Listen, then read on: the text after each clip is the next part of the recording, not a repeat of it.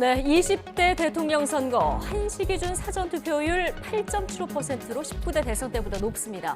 이재명, 윤석열, 심상정 주요 후보들도 오늘 오전에 모두 사전 투표를 마쳤습니다.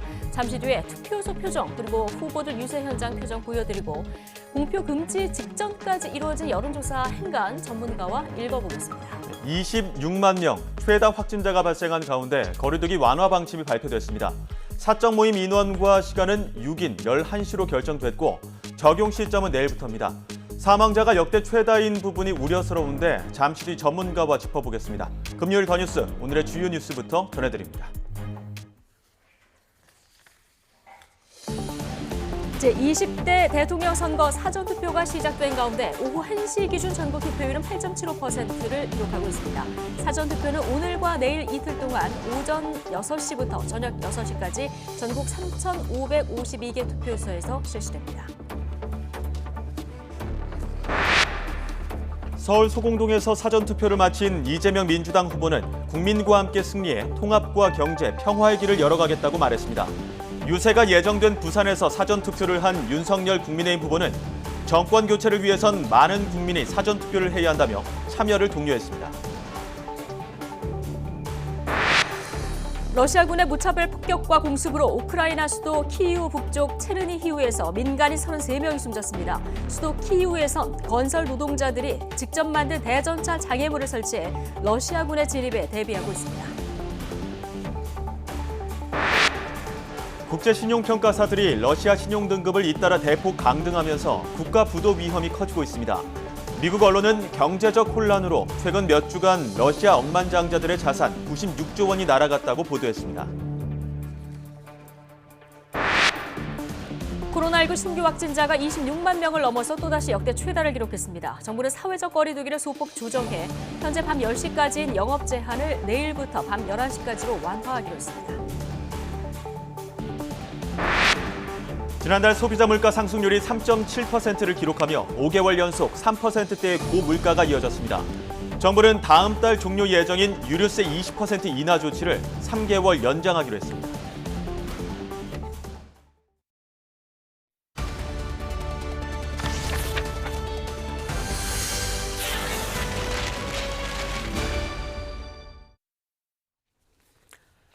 네, 20대 대선을 닷새 앞둔 오늘 거대 양당 대선 후보들은 직접 사전투표에 나서면서 지지층의 투표를 독려했습니다. 투표를 마친 더불어민주당 이재명 대선 후보는 강원 지역과 수도권 집중 공략에 나서고 국민의힘 윤석열 후보는 6박 7일 전국 거점 유세 이틀째를 맞아 부산과 TK 지역 세무리에 돌입합니다. 네, 유세 현장에 나가 있는 취재기자 연결합니다. 자, 먼저 이재명 후보 상황 전해줄 정현우 기자 지금 어디에 있습니까? 심어야 합니다. 네, 강원도 춘천 시내입니다. 네, 자, 윤석열 후보가 선거운동하는 현장에는 김우중 기자가 나가 있죠. 네, 저는 경북 경주시에 나와 있습니다. 네, 우선 정현우 기자, 이재명 후보는 사전투표 마치고 지금 강원도 유세에 돌입했죠? 네, 그렇습니다. 강원도에서 닭갈비 골목이 있는 춘천 시내 바로 근처에 나와 있는데 파란색 옷을 입은 지지자들이 계속해서 모여들고 있는 모양새입니다. 이재명 후보가 도착하기 30분이 남아서 현장 분위기는 계속해서 고조되고 있는데요. 이재명 후보는 오늘 오전에 서울 중구 소공동 주민센터를 찾아서 사전투표를 마치고 나서 이곳 강원 지역을 찾을 계획입니다.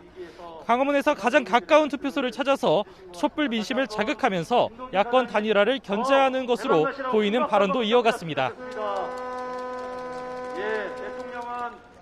최근의 정치 상황 변화와 관계없이 정치 제도 개혁을 통한 정치 교체, 이념과 진영을 뛰어넘는 실용적 국민 통합 정부를 흔들림 없이 계속 추진해 가겠습니다. 투표를 마치고 이 후보는 안보에 민감한 강원 지역 표심 공략에 들어갔는데요. 앞서 홍천군 유세에선 총풍 사건 등을 언급하면서 안보를 불안하게 하는 건 보수 세력이라고 비판했습니다. 그러면서 윤석열 후보를 겨냥해선 전쟁 위험을 부르고 있다며 자신은 평화 정책을 펼치고 남북 철도를 이어서 강원도 지역의 발전도 도모하겠다고 강조했습니다. 춘천으로 넘어와선 수도권 광역 급행철도 노선을 연장하겠다는 공약 등을 내세우며 지역 주민들의 지지를 호소할 예정인데요. 그러면서 청년 고용률을 5%포인트 높이겠다는 공약 등을 언급하면서 청년 기회 국가를 만들겠다고도 강조할 것으로 보입니다. 강원 유세를 마치곤 수도권에서 경기도 남양주시와 서울 동부 지역을 연달아 훑는데요.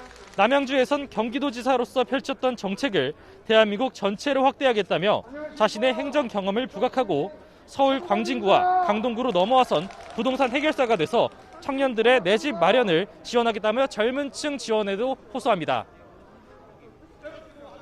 네, 자 이번에는 국민의힘 윤석열 후보 유세 소식 알아보죠. 김우준 기자, 6박 7일 동안 전국을 흐른 이른바 총력 유세 이틀째인 오늘, 부산 TK 등을 돌면서 텃밭지키기에 집중하고 있다고요.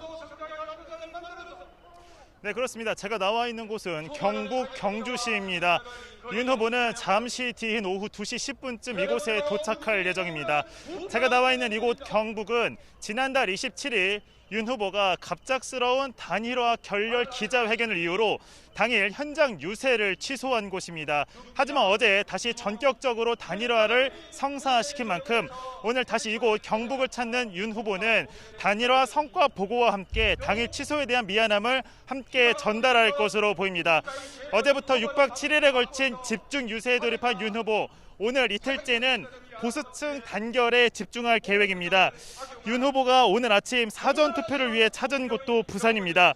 사전투표를 마치고 나온 윤 후보는 오늘 검찰총장을 사퇴한 지 딱 1년이 되는 날이라며 정권 교체를 위해 사전투표에 반드시 참여해달라고 거듭 당부했습니다. 제가 검찰총장을 그만둔 지 딱 1년 되는 날입니다. 사전투표는 우리 국민 여러분께서 이 정권을 교체하고 새로운 희망을 찾기 위해서는 반드시 해야 된다고 저는 생각합니다. 많은 국민들께서 사전투표에 참여해 주시기를 부탁드립니다. 앞서 오전에는 부산을 누볐던 윤 후보, 잠시 뒤 이곳 경주에서 유세를 마친 뒤에는 경산, 안동, 영주, 대구 등 이른바 TK 지역을 두루 훑습니다. 윤 후보는 보수의 심장이라고 불리는 TK에서 정권 교체 당위성을 강력하게 피력하며 지지층 결집에 총력을 기울인다는 계획입니다. 이런 가운데 단일화를 선언한 국민의당 안철수 전 대선 후보는 아직까지 윤 후보의 유세 현장의 모습을 드러내지 않고 있습니다. 앞서 단일화 성사 기자회견에서 윤 후보의 당선을 위해 전격적인 지원을 아끼지 않는다고 밝힌 만큼 안 전 후보의 지원 유세 등판 시점에도 관심이 쏠리고 있습니다. 네, 후보들 유세 현장 살펴봤습니다. 정현우, 김우준 기자 수고했습니다.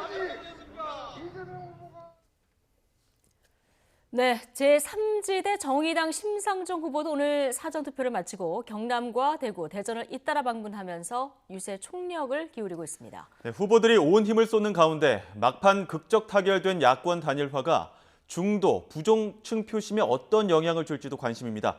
국회 스튜디오 연결해 자세한 선거 상황 알아보겠습니다. 박사경 기자. 네, YTN 국회 스튜디오입니다. 네, 자 먼저 제3지대 상황부터 보겠습니다. 이제 정의당 심상정 후보만 남은 상황인데, 심 후보는 오늘 어떤 일정을 소화합니까?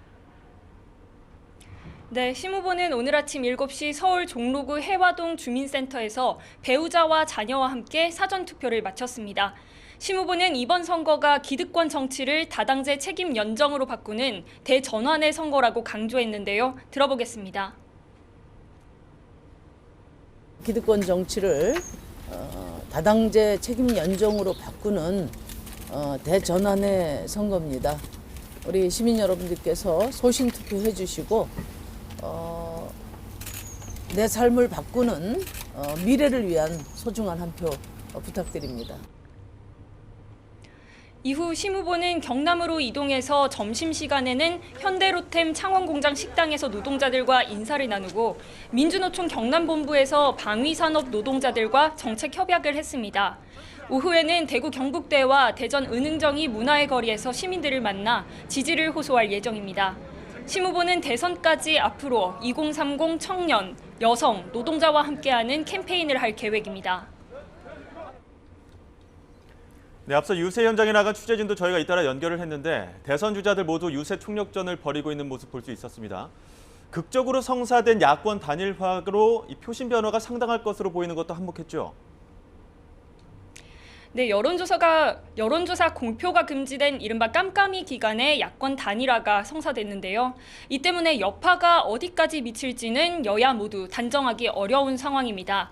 일단 직전까지 여론조사 결과를 산술적으로만 더해보면 윤석열 후보에게 유리한 게 사실인데요. 하지만 기존 안철수 전 후보를 지지했던 유권자들이 최종적으로 누구를 지지할지는 해석이 엇갈립니다. 그렇다 보니 단일화가 네거티브 전으로도 번지고 있는데요. 민주당은 소신을 헌신짝처럼 내팽개치는 떴다방 정치는 없어져야 한다며 구태 야합은 정치 교체의 대상임이 명확해졌다고 공격했습니다.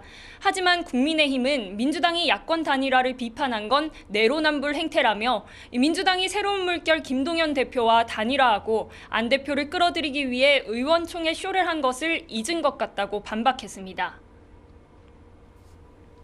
네, 자, 정의당에서도 지지율 반등의 계기로 삼겠다 이런 전략을 보이고 있다고요? 네, 앞서 심 후보는 어제 MBC 라디오에 출연해 야권 단일화에 대해 유감을 표했는데요. 양당 정치 종식과 다당제 소신을 밝혀왔지만 국민의당 안철수 대표가 거대 정당 앞에 무릎을 꿇었고 이제 양당 사이에는 자신만 남았다며 아쉬운 마음을 전했습니다. 그러면서도 양강 후보를 지지하지 않는 유권자 선택지가 심 후보에게 올 것이라고 기대하고 있습니다. 기존 제3지대를 지지했던 표심이 모두 양강 후보에게로 흡수되지는 않을 거라는 분석입니다. 오늘 오전 심 후보가 사전투표 현장에서 소신투표를 당부한 것도 같은 맥락입니다. 네, 단일화의 한 축인 국민의당 반응도 궁금한데요. 전해진 내용이 있습니까? 네, 일단 안 후보를 지지했던 지지자들의 반발이 거셉니다. 특히 안 후보 측근으로 꼽히면서 그동안 단일화에 반대해온 권은희 원내대표의 거취에도 관심이 쏠리고 있는데요. 권 원내대표는 자신의 SNS에 안 대표의 결정을 존중한다면서도 함께해준 동료와 지지자들에 대한 책임을 국민에게 한 약속을 누군가는 책임져야 한다며 언제 어떻게 책임질지는 좀 더 고민하겠다고 말했습니다. 국민의당 홈페이지는 당원들의 항의가 빗발치면서 어제 한때 먹통이 됐고 청와대 홈페이지에는 재외국민 투표가 끝난 뒤 대선 후보직 사퇴를 제한하는 법을 제정해달라는 내용의 국민청원까지 등장했습니다. 지금까지 국회 스튜디오에서 YTN 박서경입니다. 네, 자, 이 시간 현재 전국 3,500여 개 투표소에서는 제20대 대선 사전투표가 한창 진행 중인데요. 신분증만 가지고 있다면 주소지와 상관없이 전국에 있는 사전투표소 어디에서나 투표할 수 있습니다. 네, 점심시간을 이용해 잠시 짬을 내 투표하러 온 유권자들로 투표소도 매우 북적이고 있다고 하는데요. 사전투표 첫날 분위기를 전해드리기 위해 현장에 YTN 취재기자들이 나가 있습니다. 네, 자, 먼저 엄윤주 기자 지금 나가 있는 곳이 어디죠? 네, 서울역 사전투표소에 나와 있습니다. 네, 오선열 기자는 지금 어디에 나가 있죠? 네, 광주 상무 1동 사전투표소에 나와 있습니다. 네, 자, 먼저 서울 지역 상황부터 좀 보겠습니다. 엄윤주 기자, 점심시간을 맞아서 투표하러 온 분들 많았다고요? 네, 점심시간을 맞아 유권자들이 많이 몰리면서 제 뒤에 보시는 것처럼 이 투표소를 주변으로 빙 둘러쌀 정도의 긴 대기줄이 만들어졌습니다. 주로 근처 직장에서 잠시 짬을 내 투표하러 온 회사원들도 눈에 띄었고요. 어르신들도 많이 보였습니다. 아무래도 유동인구가 많이 모이는 서울역에 마련된 투표소이다 보니까 지금도 투표 행렬은 이어지고 있습니다. 투표하기 위해선 손소독과 체온 측정을 해야만 투표소 안으로 들어갈 수 있는데요. 이미 투표를 마친 시민 몇 분을 만나봤는데 모두 앞으로 5년 우리나라를 잘 이끌어갈 수 있는 리더가 누구인지 많은 고민을 했다고 입을 모았습니다. 그만큼 이번 대선을 향한 유권자들의 관심과 열기가 무척 뜨겁다는 것을 알 수 있었는데요. 실제로 오후 낮 1시 기준 전국 사전투표율은 8.75%로 지난 19대 대선 같은 시간대 5.8%보다 2.95%포인트 높았습니다. 전국 시도별로 보면 전남이 14.76%로 가장 높고 대구가 7.4%로 가장 낮습니다. 제20대 대선 사전투표는 오늘부터 내일 이틀 동안 전국 3,552개 투표소에서 진행됩니다. 오후 6시까지 투표할 수 있는데 개인 신분증만 있으면 편하게 어느 투표소에서든 투표에 참여할 수 있습니다. 아무래도 어제 야권 후보 단일화가 전격적으로 이뤄지면서 투표 용지에 대해 궁금하신 분도 많으실 텐데요. 오늘과 내일 사전투표의 경우 투표용지가 현장에서 인쇄되기 때문에 사퇴한 후보 기표란 옆에 사퇴라는 글씨가 함께 인쇄됩니다. 그러니까 앞서 후보직을 사퇴한 국민의당 안철수 후보, 새로운 물결 김동연 후보 이름 옆에는 사퇴라는 검은색 글씨가 적혀 있습니다. 하지만 오는 9일 예정된 본투표 날의 투표용지는 이미 사퇴 발표 전 사전 인쇄된 거라 별다른 표기가 되지 않는데요. 이를 위해 투표소에선 사퇴한 후보자들에 대한 안내문이 부착될 예정입니다. 무엇보다 이번 대선이 코로나19 신규 확진자 수가 폭증한 가운데 치러지는 만큼 확진자의 투표권 보장이 관건이었는데요. 쉽게 말해 확진자들의 경우 오늘은 아쉽게도 사전투표에 참여할 수 없습니다. 대신 사전투표 2일차인 내일은 오후 5시부터 외출이 허용돼 6시까지 투표소에서 투표할 수 있습니다. 다른 유권자와 똑같이 전국 어느 투표소에서나 투표할 수 있지만 투표를 마치면 즉시 귀가해야 합니다. 이 경우 감염 우려로 인해 아무래도 투표소가 덜 붐비는 시간을 이용하시는 게 좋을 것 같습니다. 이와 함께 중앙선거관리위원회는 내일 확진자가 치료받는 생활치료센터 내에 특별 사전투표소 10개소도 별도 운영할 예정입니다. 네, 광주와 전남 사전투표 상황도 알아보겠습니다. 오선열 기자, 그것도 오전보다 발길이 늘었습니까? 네, 이곳 투표소에도 소중한 한 표를 행사하려는 시민들의 발길이 이어지고 있습니다. 투표소 안쪽부터 제가 있는 이곳 마당까지 200m가 넘는 긴 대기줄이 만들어진 상태입니다. 광주는 이곳 서구 18곳을 포함해 97곳에서 사전투표가 순조롭게 진행되고 있습니다. 전남은 읍과 면마다 한 곳씩 297곳에 사전투표소가 마련됐습니다. 이번 대통령 선거 광주와 전남 지역 유권자는 모두 279만 200여 명입니다. 사전투표율은 오후 1시까지 전남이 14.76%로 전국에서 가장 높습니다. 광주도 11.85%를 기록하면서 광역시 가운데 가장 높은 수치를 기록했습니다. 광주와 전남은 사전투표율이 얼마나 나올지에 대한 관심도 높습니다. 이전에 열렸던 2017년 19대 대통령 선거에서 광주는 33.6%, 전남은 34%의 사전투표율을 기록했는데요. 전국 평균 26%보다 훨씬 높은 편이었습니다. 코로나19 확산세가 심각한 만큼 투표소 방역도 철저하게 이루어지고 있습니다.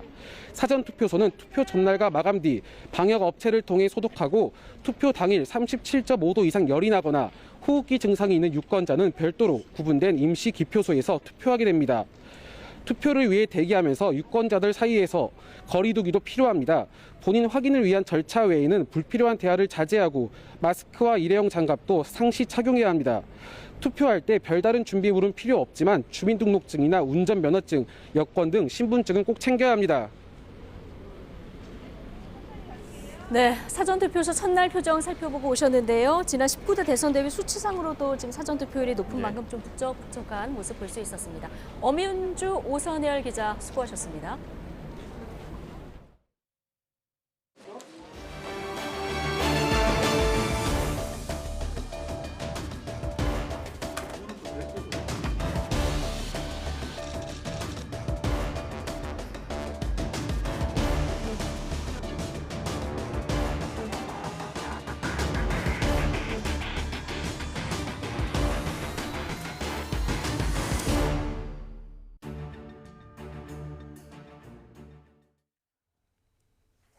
코로나19 신규 환자가 처음 26만 명을 넘어선 가운데 사망자가 역대 최다를 기록했습니다. 오늘 0시 기준 확진자는 전날보다 7만 명 가까이 급증한 26만 6,853명으로 코로나19 발생 이후 가장 많았습니다. 지역 발생은 26만 6,771명으로 수도권 비중이 57.2%, 비수도권은 42.8%입니다. 계속된 확산세의 피해 규모는 커지고 있습니다. 숨진 환자는 하루 최다인 186명이 늘어 누적 8,580명으로 집계됐습니다. 내일부터 식당과 카페, 노래방, 유흥시설 등 다중이용시설의 영업시간이 밤 11시까지 1시간 연장됩니다. 다만 사적 모임 인원 제한은 6명까지로 유지됩니다. 중앙재난안전대책본부는 이 같은 내용의 사회적 거리두기 조정안을 내일부터 오는 20일까지 적용한다고 밝혔습니다. 중대본은 고강도 거리두기가 11주째 이어지며 자영업자와 소상공인의 어려움이 한계에 달하고 오미크론은 델타와 달리 중증 화율과 치명률이 낮은 점 등을 고려해 이같이 결정했다고 설명했습니다. 네, 정부가 다중이용시설 영업시간을 1시간 더 연장해 주기로 한 데 대해서 반응은 크게 엇갈리고 있습니다. 네, 영업 제한 완화를 주장해온 자영업자들은 제한을 더 풀어야 한다는 입장이지만 일부 시민들은 불안감을 내비치기도 했습니다. 현장 반응은 어떤지 홍대 거리에 나가 있는 취재기자 연결합니다. 김대겸 기자. 네, 저는 서울 홍대 거리에 나와 있습니다. 네, 자, 정부가 거리두기 관련해서 추가로 완화 조치를 발표했는데 반응이 구체적으로 어떻게 나옵니까? 네, 우선 제가 나와 있는 이곳 서울 홍대 거리의 경우 사회적 거리두기로 인해 큰 매출 타격을 받은 상권 가운데 한 곳입니다. 특히 밤 시간대는 인원과 시간 제한까지 겹쳐 있다 보니 어려움은 배가 됐는데요. 이번 완화된 방역 조치에 자영업자들은 환영한다는 뜻을 내면서도 아직은 부족하다는 입장입니다. 영업시간 1시간 연장만으론 현장에선 체감되는 게 거의 없다거나 매출 증가보다 오히려 인건비 부담만 더 늘 것으로 우려된다는 반응도 많았는데요. 자영업자 단체들은 영업시간과 인원 제한 모두 완전히 폐지해야 한다고 거듭 요구하고 있습니다. 시민 반응도 엇갈렸습니다. 잘한 결정이라는 반응도 있는 반면에 오히려 감염 확산을 부추기는 것 아니냐는 우려의 목소리도 나왔습니다. 인터뷰 내용 들어보시겠습니다. 이걸 막는다고 해서 환자가 줄어들진 않을 것 같고 계속 이거를 제한을 한다면은 소상공인들은 정말 힘들어질 것 같고 점점 숫자가 늘어간다고 하니까 조금 어려운 시기긴 하지만은 같이 조금 더 지금 형태로라도 나가면 좋지 않을까 싶은데 코로나19 신규 확진자 수가 또다시 역대 최대치로 뛰어오른 만큼 좀 더 신중한 결정이 필요하다는 전문가 지적도 있습니다.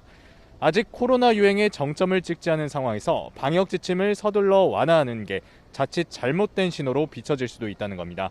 또 정부가 대선을 앞두고 조기에 방역 지침 완화를 결정한 데 대해서 정치 방역 아니냐는 비판도 나오고 있습니다.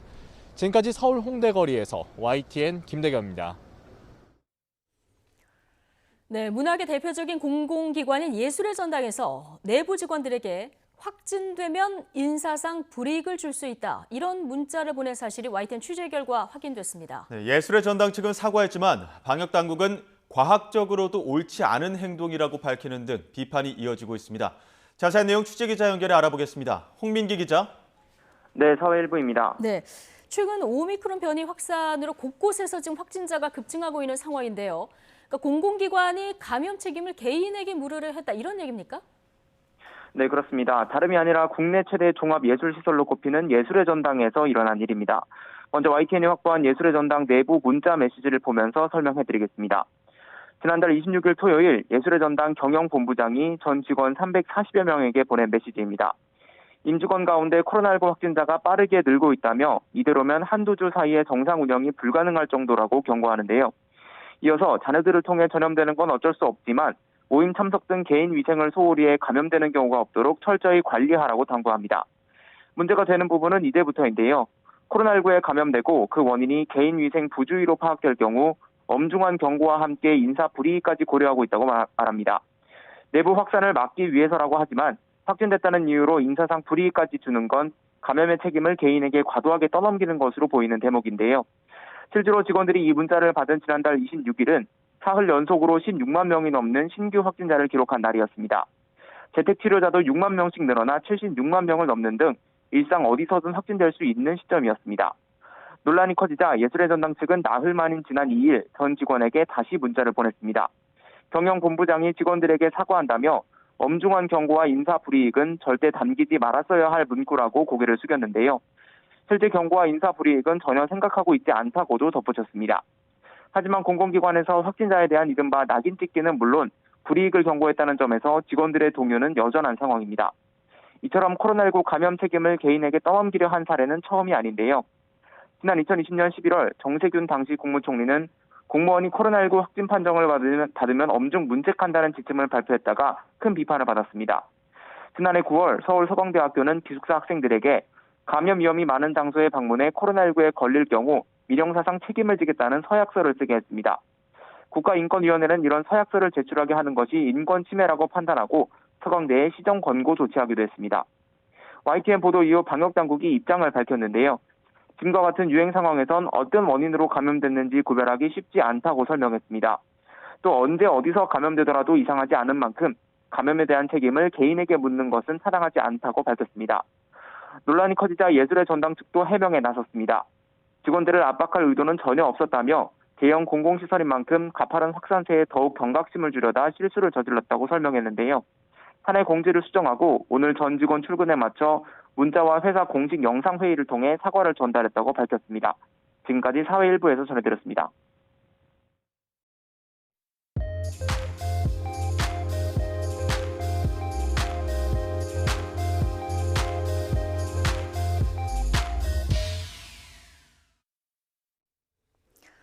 네, 20대 대통령 선거 사전투표가 오늘부터 내일까지 이틀간 진행됩니다. 여야 모두 사전투표를 독려하고 있는데요. 사전투표율이 높으면 어느 진영에 유리할까요? 또 최근 여론 흐름의 행간까지 여론조사 전문가와 지금부터 분석해 보겠습니다. 배철호 리얼미터 수석 전문 연구위원 나오셨습니다. 어서 오십시오. 네, 안녕하세요. 안녕하십니까? 현재 1시 기준으로 봤을 때 사전투표율이 8.75%입니다. 현재까지 투표를 보면 지난 대선보다는 높은 상황인데 어떻게 보십니까? 지난 대선 1시간 사전투표보다는 한 3%포인트 가까이 네.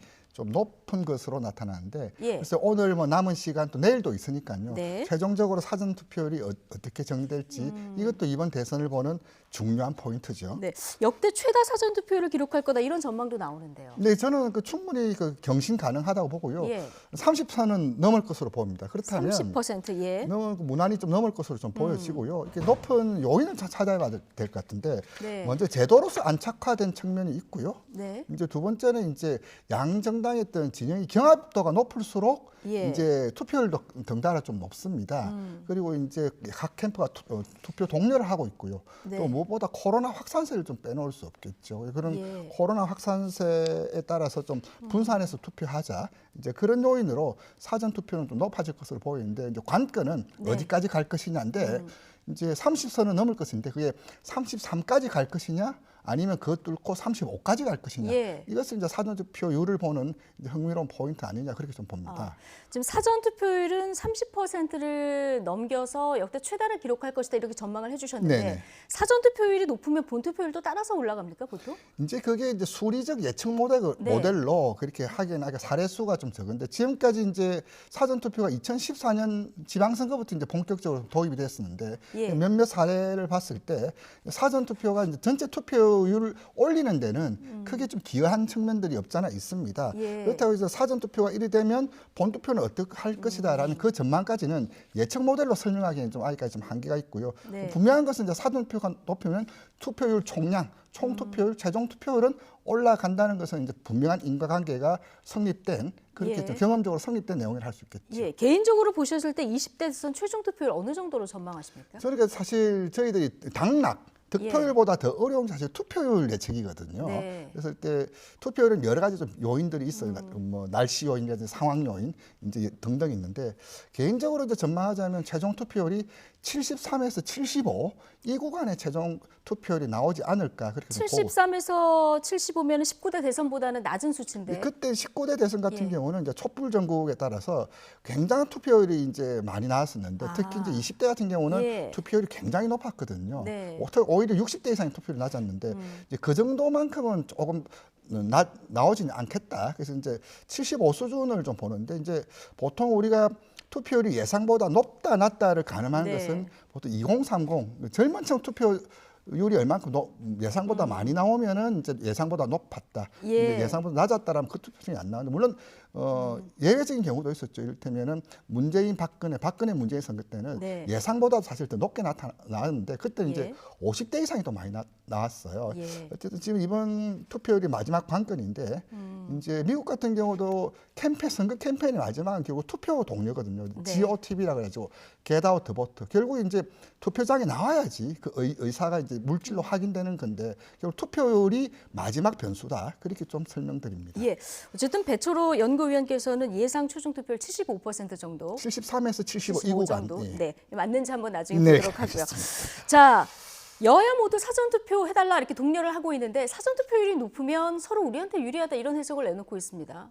어디 유리합니까? 사실 투표율 그 자체로는 어디가 유리하다 불리하다라고는 볼 수가 없습니다. 예. 아까 제가 말씀드렸듯이 2012년 선거 때 투표율이 예상보다 높았어요. 그때 네. 이제 문재인 캠프에서는 투표율이 높아서 당연히 젊은 층이 많이 와서 우리가 유리할 것이다라고 해석을 했었고, 네. 그리고 이제 박근혜 캠프에서는 투표율이 높으면서 좀 비상이 걸렸었는데 네. 막상 까보니 이제 박근혜 후보가 더 강세를 보였거든요. 즉 이 말은 무엇인고 하니 결국 투표율 총량을 볼 것이 아니라 어느 계층에서 많이 나왔냐, 특히 이제 세대 요인 또 네. 지역 요인도 같이 봐야 되겠지만 어느 세대에서 많이 나왔냐가 그 구성 요인의 예. 크기가 중요한 거지 투표율 총량으로는 사실 확인할 수가 없습니다.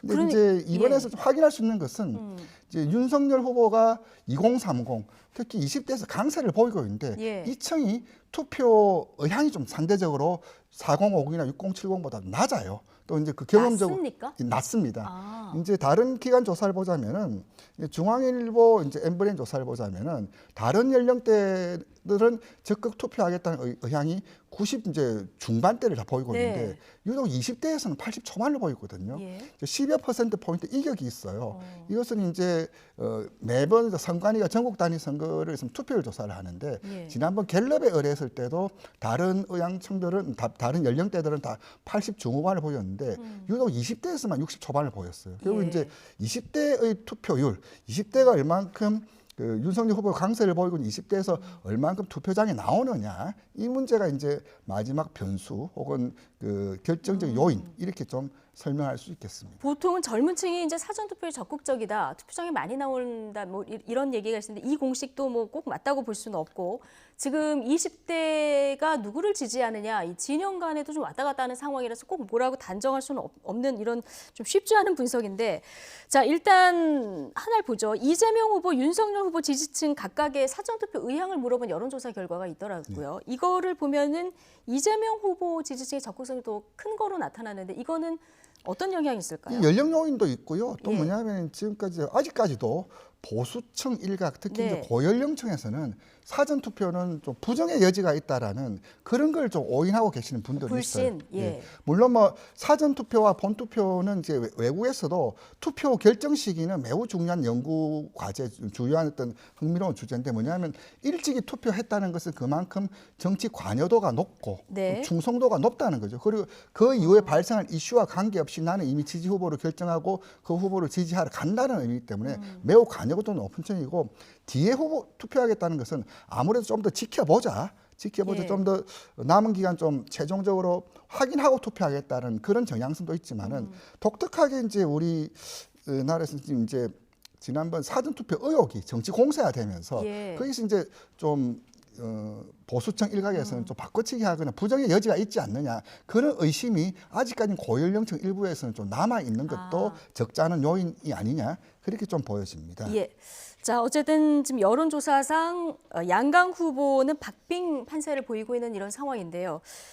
그 사이에 결렬될 것처럼 보였던 야권 단일화가 성사되는 일이 있었습니다. 여론조사 기관들도 다자구도에서 여론조사를 대부분 많이 하셨을 텐데 지금 다자가 아니라 지금 3자로 줄어든 이런 상황인데 자, 공표 금지 기간 직전에 실시된 단일화를 가정한 여론조사가 몇 개 있더라고요. 네. 이 흐름은 어떻습니까? 이제 그 마침 공교롭게도 예. 조사를 실시할 수 없는 날, 이제 저희도 어저께 하루만 일찍이 이제 그 단일화 결렬이 있어서 그날 긴급 조사를 했을 텐데 네. 그렇다라면 어떻게 됐을까? 지금 이제 가정적인 상황에서 이제 질문하고 그 상황이 현실화됐을 때는 분명한 좀 차이가 있습니다. 그러니까 단일화가 안 될 거라고 했을 때, 그러니까 가정했을 때 응답하고 실제 단일화가 됐을 때 응답은 다르다. 그렇죠. 이를테면은 다 가상 대결이었어요. 만약 예. 이 후보로 단일화 된다면, 저 후보로 단일화 된다면 가정적인 상황에서의 흐름하고 실제로 이제 사퇴하고 이렇게 나왔을 때는 어떻게 할 거냐는 예. 분명히 흐름이 있거든요. 가장 큰 흐름은 뭡니까? 기존에 그 후보를 지지했던 층들의 흐름. 그리고 예. 이제 그것을 지켜보는 미결정층들의 흐름은 그런 불확실성이 제거됨으로써 행선지가 좀 더 분명해지거든요. 이제 가정적인 상황이라는 그런 한계를 우선적으로 봐야 될 것 같고요. 예. 이제 마지막 이제 공표조사를 보면은 대부분 이제 오차범위 이제 안 결과가 대부분이었고 흥미로운 것은 윤석열 후보가 이제 오차범위 밖 결과를 보인 건 있었는데 네. 이재명 후보는 오차범위 밖 우세를 보인 조사는 없었다. 대부분은 오차범위 안 접전으로 대부분 좀 나타났습니다. 근데 야권 후보 단일화 시 대선 후보 지지도를 보면은 이재명 후보와 윤석열 후보 말씀하신 대로 지지 격차가 이제 벌어진 것도 있고 가까워진 것도 있고 이런 상황인데 자, 조금 전에 단일화가 안 될 거라고 생각했을 때 응답하고 단일화가 성사된 이후에 실제 그 표심은 다를 거라고 말씀하지 않으셨습니까? 그러면 이 여론조사 흐름에서 플러스 마이너스가 어떻게 되는 겁니까? 결국 이제 안철수 후보의 지지층이 어떻게 움직일 것이냐 예. 이와 관련해서 이제 흐름을 정확하게 보면서 가는 게 가장 명료할 텐데 결국 네. 유추할 수 있는 것은 그 단일화의 가정적 상황에서 안철수 후보 지지율은 어떻게 흘러갈 것이냐인데 네. 이 역시 이게 일관된 방향과 크기가 좀 제각각 나오는 걸로 나타나고 있거든요. 그러니까 저 그래픽 보면서 좀 설명을 해주시면 좋을 것 같습니다. 동아일보 조사 결과가 있고요. 또 다른 조사도 지금 하나 저희가 준비를 했는데요. 중앙일보도 있고요. 동아일보부터 보실까요? 그러니까 윤석열 후보로 야권 후보 단일화가 됐을 때 안철수 후보 지지층 선택은 어디로 갈 것인가? 지금 여기에서는 49.1%가 윤석열 후보 지지로 간다. 이재명 후보 지지로는 23.7 이렇게 나와 있는 상황이고 또 다른 조사 하나 보여주실까요? 중앙일보와 엠브레인 퍼블릭 조사죠.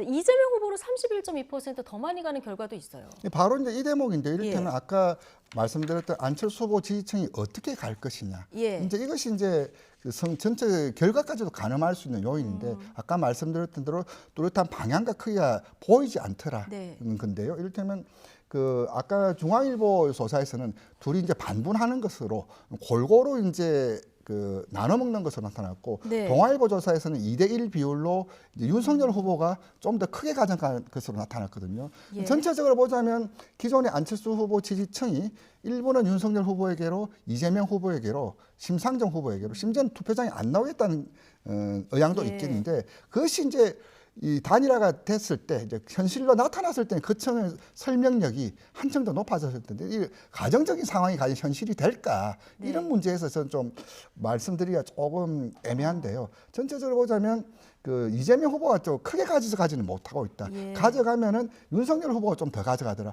좀 이재명 후보에서 좀 공격적으로 보더라도 반분 골고루 가져가는 수준이지 많이 가져가지고 있지는 못하다. 이런 것들이 이제 어저께 단일화 무산 결렬에 따른 안철수 후보 지지층과 관련된 몇 개의 조사가 있었는데 네. 공통적인 흐름은 그렇습니다. 좀 정리하자면 많이 가져가더라도 윤석열 후보와 비슷한 수준. 예. 오히려 가져간다면 윤석열 후보가 좀 더 가져가는 것으로 나타났습니다. 그거는 이제 안철수 그리고 윤석열 두 후보가 단일화했기 때문에 산술적으로는 사실 윤석열 후보로 더 많이 가는 게 맞는 거 그렇죠. 아니겠습니까? 이제 단일화가 된다라면 예. 뒤에 언급하겠지만 항상 단일화의 성공과 실패는 사퇴한 후보, 네. 사퇴한 후보의 행보에 단일화의 영향력의 크기는 달려 있었거든요. 사퇴한 후보의 행보. 그렇죠. 이제 예. 역대 이제 사례에서 보더라도 사퇴한 후보가 나를 지지하듯이 단일화된 후보를 지지해 달라 이렇게 얼마만큼 적극적으로 움직이는가에 따라서 단일화의 효과, 영향력의 크기는 나타나는데 네. 이제 어저께는 안철수 후보가 특별한 그 예. 행보는 없었지만 이제 곧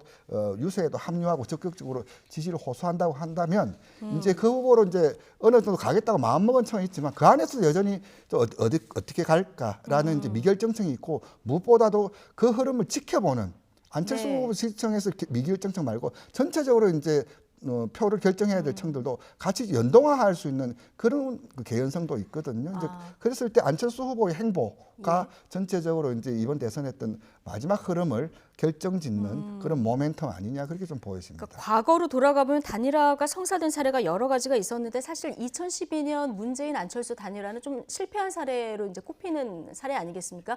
그런 만큼 이번 지금 말씀하신 대로 안철수 후보가 남은 유세 기간 동안 얼마나 적극적으로 활동을 하느냐 아니면 안 하느냐에 따라서 이 단일화 시너지 효과가 달라질 수 있다 이런 말씀이신 거죠? 그렇죠. 2012년을 돌이켜 보자면 그때 후보가 뭐 압축되었다지 예. 단일화에 또 효과가 전혀 없었거든요. 예. 그렇다면 그때 이제 양 후보 진영이 좀 결합력을 높이면서 좀 더 큰 가치를 일으킬 수 있음에도 불구하고 안철수 후보가 굉장히 좀 소극적으로 움직였어요. 예. 그 전에 보자면 DJP 단일화라든지 이제 비록 이제 마지막에 철회했지만 노무현 정몽준 단일화 같은 경우 가장 최근에 대선은 아니지만은 지난번 4.7 이제 서울시장 선거 같은 경우는 굉장히 단일화 효과를 톡톡히 본 효과였거든요. 공통점은 그거죠. 사퇴한 후보, 이제 네. 티켓을 놓친 후보가 상대 단일화 후보만큼 얼마나 같이 뛰어주느냐, 같이 하느냐는 모습을 보여줌으로써 자기 진영 지지층을 그대로 옮겨갔고 또 이제 플러스 알파 효과도 있었다. 네. 결국 이제 단일화 성공과 실패는 사퇴한 후보의 행보에 좀 달려 있었다. 네. 역사적 경험적으로 봤을 때 그렇게 좀 정리할 수 있겠습니다. 네. 자, 그리고 현재 지지하고 있는 후보를 계속 지지할 것인가? 이 질문을 한 여론조사 결과도 있더라고요. 근데 꽤 높은 비율로 현재 지지하는 후보를 계속 지지하겠다 이렇게 나왔는데 결국 지지층들은 거의 다 결집을 했다 이렇게 보면 될까요? 네, 그렇습니다. 이제 전체 이제 평균값이 이제 88.8인데 개별 후보로 보자면 뭐 92%, 91% 예. 이미 단단히 좀 굳어져 있다. 보통 우리가 이제 유동층 혹은 플로터라고 하면은 지지 후보 교체 의향과 결정하지 않은 층을 아우르는 개념인데 양 후보 진영에서는 90% 이제 꽉 차 있는 수준이다. 네. 그 이상 변동의 여지는 없어 보이고 그렇다면 이제 조사 기간마다 다릅니다. 이를테면 ALS 기반 조사에서는 한 3%, 5%가 이제 아까 결정하지 못했다. 네. 이제 전화 면접 방식에서는 한 8에서 10%가 아까 결정하지 못했다 모르겠다는데 결국 이층 다 합쳐도 이제 10% 이제 초중반에서 뭐 적게 보면 한 단단히 한 6, 8% 이층만이 이제 좀 남아 있다. 근데 문제는 그 층의 규모가 양 후보의 경합 정도를 충분히 이제 변화시키고도 남을 수준이거든요. 네. 만약 한쪽 흐름으로 일방적으로 간다라면 결국 여전히 부동층의 향배 어떻게 갈 것인가. 네. 이제 단일화 효과가 과연 그 부동층을 깨우면서 한쪽 방향으로 흐름을 자극할 수 있을 것인가. 순풍이 불까 역풍이 불까. 이제 네. 이 문제가 이제 남아 있는 마지막 변수라고 할 수 있겠습니다. 예, 알겠습니다. 어제부터 여론조사 공표가 금지되는 블랙아웃 기간인데 거기다 이제 단일화 변수까지 더해져서 여론조사 전문가들도 아마 선거 결과 예측하기가 쉽지 않아 보이는데 마지막 여론조사 결과 나왔던 흐름을 보면 어떻습니까?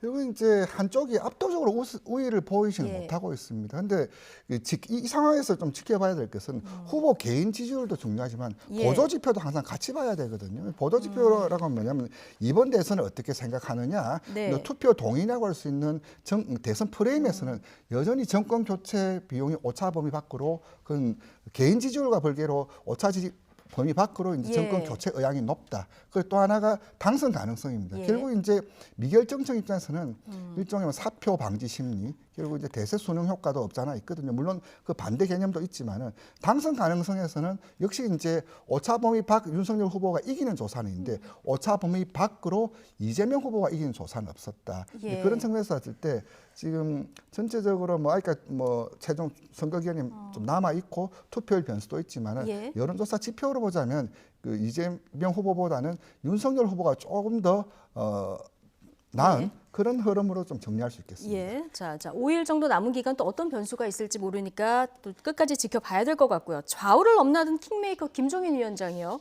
윤이 이기면 5%포인트 차, 이재명 후보가 이기면 2%포인트 차가 될 것이다. 이런 전망을 내놨거든요. 이 전망은 물론 근거 오랫동안 있는 뭐 걸까요? 선거를 직접 지휘하셨고 예. 현장을 많이 보셨던 분이기 때문에 나름의 어떤 뭐 직감 혹은 나름의 예. 데이터 분석에서 근거하셔서 하신 말씀일 텐데 윤석열 후보가 5%포인트 이긴다라는 것은 이제 정권 교체 여론에 힘입었다, 단일화 효과가 있었다.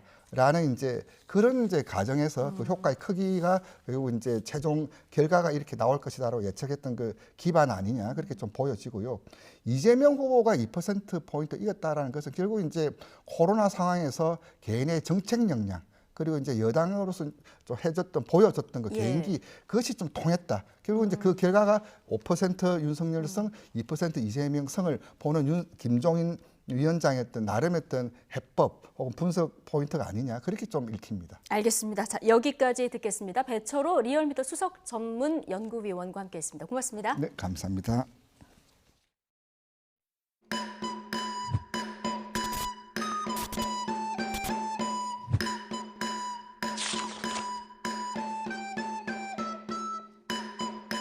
네, 안녕하세요. 오은하입니다. 어렸을 때 울산에 살았을 때는 이 달고나가 쪽자라고 했었어요. 근데 옛날에는 그 연탄불, 제가 연탄불 세대여서 식은 연탄불이잖아요. 원래 거기다 해야 온도가 딱이거든요. 섬세하게 한번 해볼게요. 화이팅! 그래요? 오, 성공했어. 끊어졌어. 어떡해. 딱 한 번만 다시 도전해보겠습니다. 오, 됐어. 오, 그거 중요하다. 잘라졌어. 자, 제가 정말 마지막으로 딱 한 번만 더 해보겠습니다. 진한 거 안 돼. 실패. 정말 제가 마지막으로 한 번만 딱. 이거 봐. 이렇게 딱 안 된다니까. 또 떨어졌어, 여기서. 뽑기에는 실패했지만 국민 여러분들께서는 선거만큼은 신중하게 투표하셔서 정말 잘 뽑으시기 바라겠습니다. 보투포 행복한 미래, 보투포 코리아.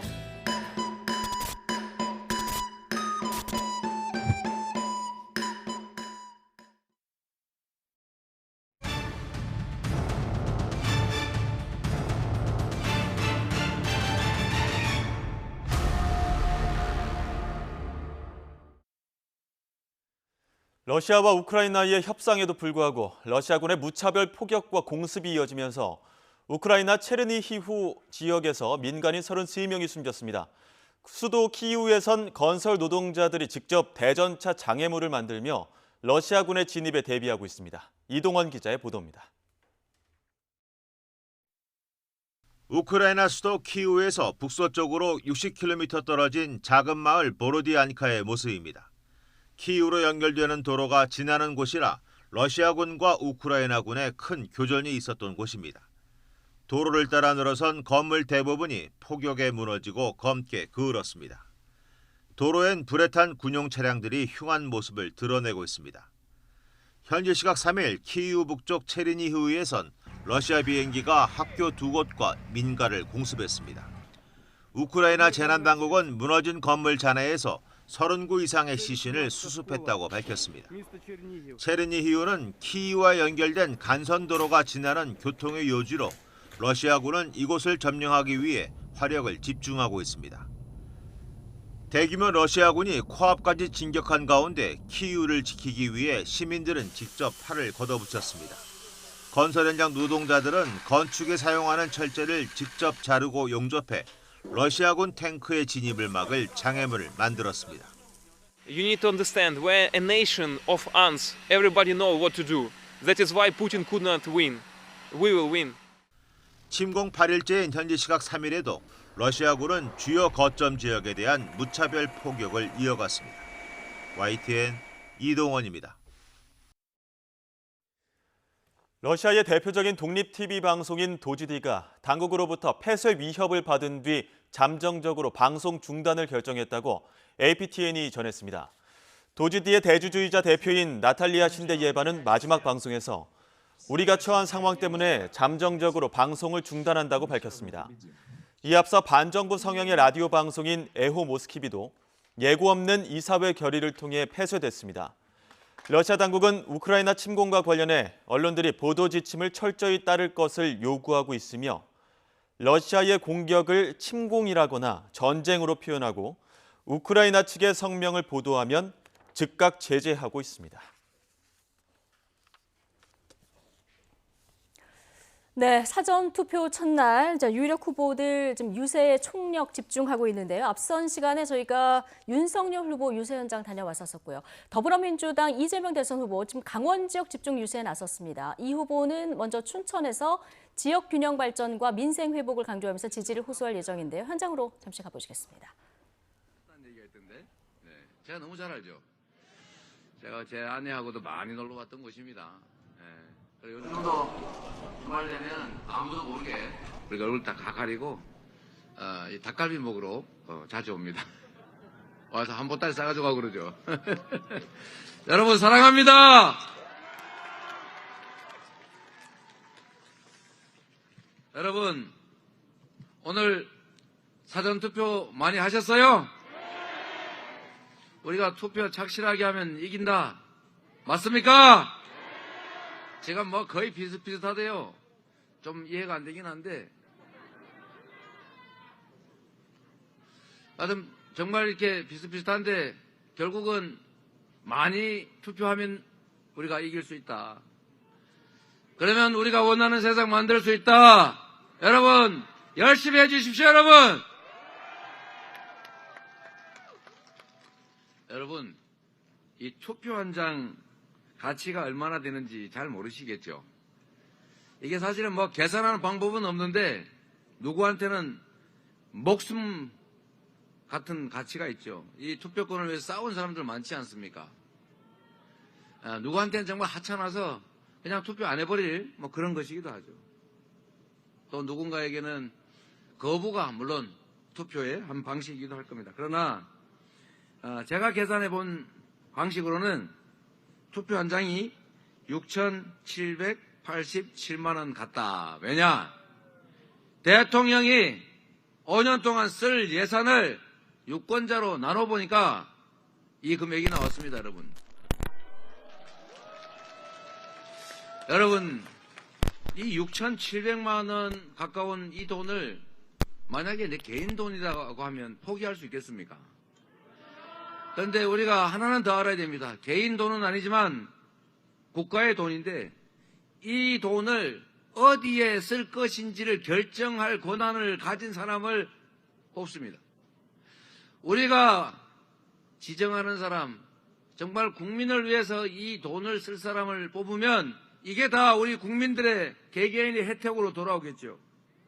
그런데 이거 딴 생각하는 잘못 뽑으면 자기 마음대로 돈을 쓰거나 국민들의 복지와 관계없이 돈 쓰는 사람이 돈을 쓰면 이런 거 할 수 있죠. 방위비리 저질러가지고 뒷돈 챙기고 자원 외교한다고 어디 우물을 갖다 2조 원씩 주고 사고 물에 가라앉지도 못하는 잠수함 만들고 그리고 멀쩡한 물 못 흐르게 막아가지고 4대강 사업한다는데 22조 원씩이나 쓰고 이런 데다 막 써버리면 우리를 위해서 쓸 돈은 없지 않습니까, 여러분? 그런데 여러분, 이번에 대통령 잘 뽑으면 이재명 후보 같은 경우는 이런 주장한다고 하더라고요. 내가 들어보니까. 농어촌 기본소득 해서 우리 농촌도 최소한의 생계가 보장이 되고 식량 안보 확실하게 지키는 그런 데다 돈 쓴다. 그러면 춘천 근처에 농촌도 살아날 것 아닙니까, 여러분?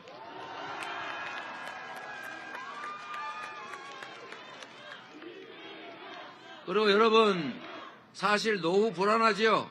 지금은 뭐 이렇게 내가 튼튼하고 건강하고 이러니까 나이 든 후 생각 안 하지만 우리도 언젠가는 나이 들어서 저도 곧 60대입니다. 곧 노인이 되는데 우리나라 노인들 너무 가난하잖아요. 정말 젊을 때 열심히 일해서 지금 10대 경제강국 만들었지만 우리 노인들, 어르신들 지금 전 세계에서 가장 가난하다고 하지 않습니까? 평균적으로. 전 세계에서 가장 극단적인 선택을 많이 한다고 하지 않습니까? 100만 명이 넘게 종이 주소로 다닌다지 않습니까, 여러분? 자, 그런 분들을 위해서 기초연금도 40만 원 올리고 부부라고 깎지 말고 일해서 소득 있다고 깎지 말면 거기에다 우리 국민을 위해서 돈 잘 쓰는 거 아닙니까, 여러분?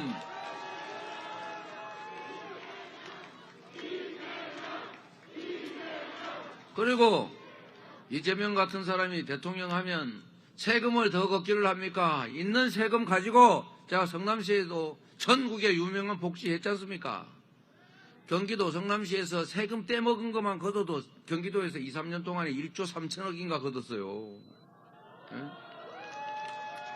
제가 똑같은 세금으로 예산으로 정세에 비치지 않고 도민 1인당 10만 원씩 2번 약 2조 5천억 나중에는 88%만 준 데서 나머지 11%는 세금 많이 낸 그 애국자들 왜 빼냐? 거기도 더 주자 이래가지고 그 금액까지 합치니까 3조 원 가까이 집행했는데 세금 안 넣고 이런 데다 돈 쓸 사람 뽑아주면 국민의 삶이 풍성해지지 않습니까, 여러분?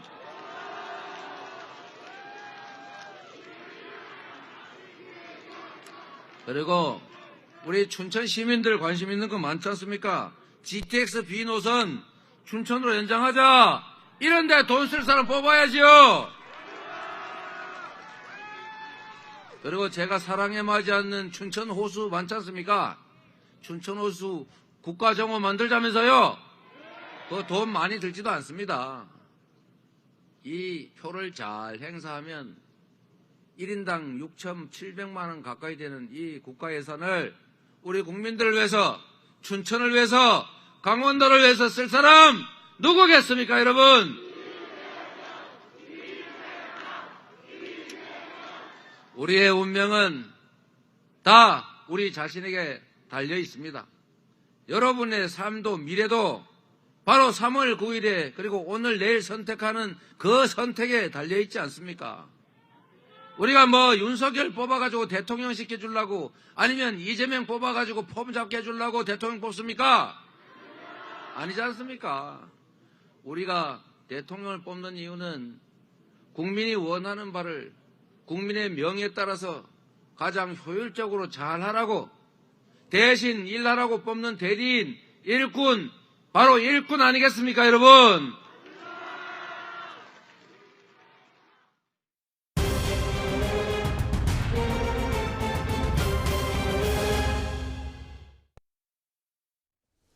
네, 코로나19 상황 관련한 자세한 내용은 유병욱 순천향대 서울병원 가정의학과 교수와 함께 짚어보겠습니다. 어서 오십시오. 예, 자 오늘 신규 확진자 26만 명대 나왔습니다. 대통령 선거일인 9일에 23만 명 발생할 거다. 정부 예측치가 이랬는데 이거보다 좀 빠른 상황인데 이렇게 보면은 정점이 예상보다 좀 빨라지는 겁니까? 그렇습니다. 현재 보면은 이제 정점의 입구에 있다라고 생각이 되는 부분이 있습니다. 일부 언론 보도를 보면은 양성 확진율이 50%라고 하는데요. 그렇다고 하면 우리가 그냥 수학이 아닌 산수만 해도 하루에 검사 건수가 약 85만 건, 많이는 100만 건까지도 최대한 할 수 있는 상태인데 예. PCR 검사를 50%면 오늘 확진자는 40만 명이 넘었어야 되죠.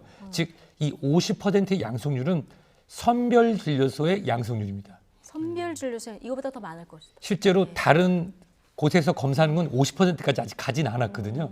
근데 선별진료소 가신 분들은 주로 우리가 검사를 자가검사 키트를 했거나 신속항원검사 검문해서 2줄이 나온 분들이 검사를 하러 가기 때문에 예. 거기서 2분 중에 1분이 나오는 겁니다. 얼마 전에는 이제 40%였죠. 네. 하지만 아직도 일반적으로 많은 곳에서 PCR 검사를 하고 있는데 그 전국적으로 평균을 보면 하루 85만 건 검사를 했을 때 현재 26만의 양성 판정이 나온다는 거는 이제 30%를 넘어서는 겁니다. 네, 양성률이. 예. 양성률이 즉 50%가 아니라 네. 30%가 실제 양성률이요. 그렇다고 하면 우리가 정점으로 오는 시점은 약 33에서 37%를 넘으면 그때부터 정점으로 가서 그 다음부터 고원 지속되다가 내려갈 겁니다. 예. 즉 아까 말씀하신 것처럼 실제로 우리가 그 보는 그래서 23만 명을 예측한 것이 그런 30%에서 33%라고 하는 수학적 계산 방법에 따른 전문가들의 예측입니다. 왜냐하면 우리나라의 검사의 한계가 85만 건이기 때문이죠. 그렇다고 하면 실질적으로 검사 건수를 우리가 예측하지만 실제로 이런 가정을 해볼까요? 집에 어머니가 감염이 됐습니다. 근데 자녀분은 음성이고 남편분도 음성이에요. 그렇다고 해서 자녀분하고 남편분이 100% 음성이라고 하기는 없죠. 네. 순차적으로 감염이 된다고 가정을 하면 실질적으로 현재 나오는 확진자 수보다 약 2배 이상이 잠재적 확정 또는 확진을 받을 가능성이 높다는 거죠. 예. 따라서 현재 하루에 약 60만 명 내외의 양성 판정이 가능한 숫자가 대한민국에 있는 것이고 예. 그렇게 해서 만약에 한 달 정도 지속된다고 하면은 30일 곱하기 60만 명이면 그게 바로 숫자가 바로 나오죠. 예. 그러면 1,500만 명, 1,800만 명이 되면 그게 바로 우리나라의 예방접종률과 가능했을 때 내려오는 시점입니다. 그래서 약 3월 둘째 주에서 셋째 주 시점을 정점으로 보는데 그게 좀 당겨진 것처럼 보이지만 휴일 효과 때문에 보고가 갑자기 많아지거나 해서 나타나는 거고요. 예. 50%라고 하는 숫자에 대해서 또 국민들이 큰일 났다 생각하시는 게 아니라 이제 그건 선별 진료소 숫자고 2줄 나온 분들은 지금 2명 중에 1명 나오기 때문에 정점의 초입에 있다라고 이해하시면 될 것 같습니다. 정점의 예. 초입. 예.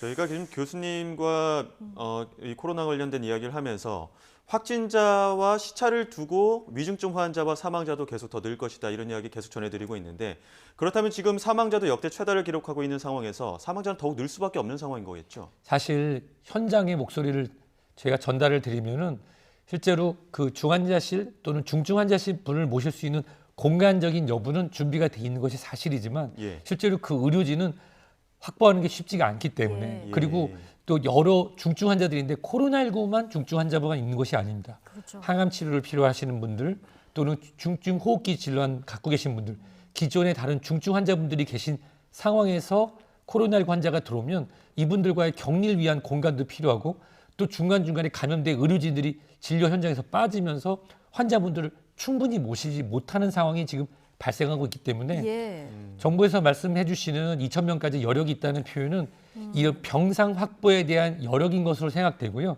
실질적으로는 이재갑 교수 등이 지난주 말에 얘기했던 것처럼 이미 현장은 많은 혼란 상태고 아니었으면 좋겠지만 안타까운 소식을 계속 전해드릴 가능성은 높습니다. 그렇군요. 이 공간만 있어서 될 것도 아니고 의료진이 네. 좀 부족한 현장의 상황까지 전달을 해주셨는데, 자 현행 거리두기를 완화하는 조치가 오늘 발표가 됐습니다. 이제 8인은 아니고 6인 그리고 11시까지 이렇게 발표가 되는데 지금 한참 이렇게 확산되는 상황에서 괜찮을까요? 사실 이미 오미크론의 특성상 같은 공간에서 마스크를 KF94를 적절하게 쓰는 경우에도 감염되는 사례가 나오고 있습니다. 그렇다고 특별히 공포심을 가지실 필요는 없는데요.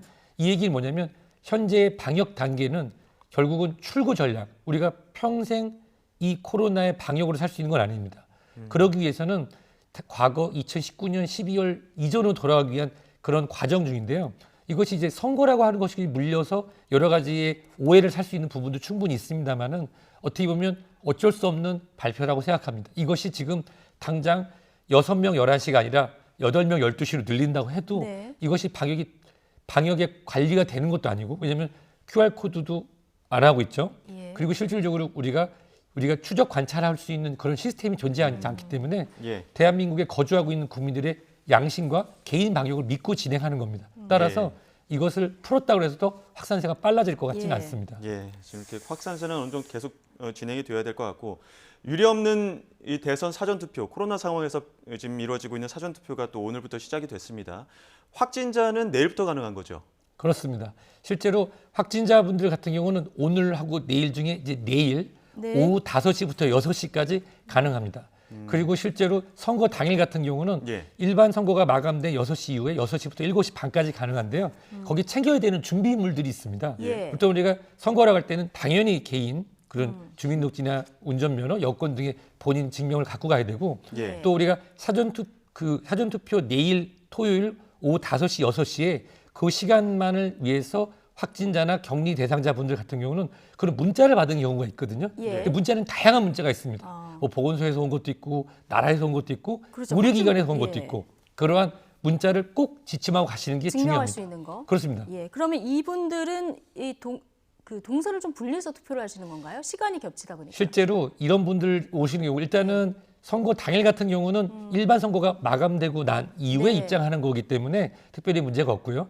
사전 투표일 같은 경우는 이제 시간과 이제 동선이 겹치지만 우리가 이 사전 투표의 그런 특성상 이틀간 이어지고 또 마지막 날 5시부터 6시까지는 우리가 이 확진자 또는 격리자분들이 오신다고 미리 말씀을 드렸기 때문에 많이 덜 오실 거로 생각됩니다. 다만 이동하실 때는 보통 우리가 그 지역에서만 가능하거든요. 그래서 도보 또는 자가운전 또는 방역 택시 등 안전한 것으로 통해서 다른 분들과의 접촉을 줄여주시면 좋겠습니다. 가까운데 다 그 투표소가 있으니까 충분히 걸어서 갈 수 있는 거리에서 해도 될 것 같고, 방역 총지휘자 김부겸 총리도 확진이잖아요. 9일까지 재택 격리다 이렇게 얘기가 나와서 투표를 어떻게 하지 생각했는데 말씀 들어보면 다 투표를 할 수 있는 상황인 거고요. 김부겸 총리는 내일 아마 5시에서 6시 사이에 투표를 한다 이렇게 전해지고 있는 상황입니다. 교수님, 그런데 PCR 검사를 받고 자택에서 아직 대기하고 있는 분이 있잖아요. 결과를 안 받고. 이런 분들은 어떻게 해야 됩니까? 이 부분은 이제 3월 2일부터 바뀐 방역 관리에 따르면 이분들은 일반인과 똑같이 투표를 하셔도 됩니다. 다만 본인의 이제 양심이 있죠. 보통 검사를 받으러 가신 분들은 신속 검사 키트에서 2줄로 나오신 분들 또는 아주 밀접 접촉으로 의료진 판단으로 해야 되거나 증상 있는 분들입니다. 꼭 투표하셨으면 좋겠습니다. 왜냐하면 몸이 좀 피곤하고 아프셔서 안 가실 수도 있는데 우리의 그런 권리를 행사를 가셔야 되잖아요. 가실 때는 집에서 나오실 때부터 마스크 착용이라든지 장갑 착용 그리고 혼자서 가능하면 일정한 거리를 두면서 방문하시면 좋겠습니다. 즉 이분들은 일반인과 같은 시간에 투표하셔도 됩니다. 다만 본인은 아시잖아요. 그래서 약간의 거리와 개인 방역에 좀 신경 써주시면 좋겠습니다. 예, 알겠습니다. 뭐 거리두기도 완화됐고 투표도 해야 되고 이런 상황이니까 예. 방역 수칙은 더 꼼꼼히 지켜야 되는 이런 시점인 것 같습니다. 지금까지 유병욱 순천향대 서울병원 가정의학과 교수와 얘기 나눠봤습니다. 오늘 고맙습니다.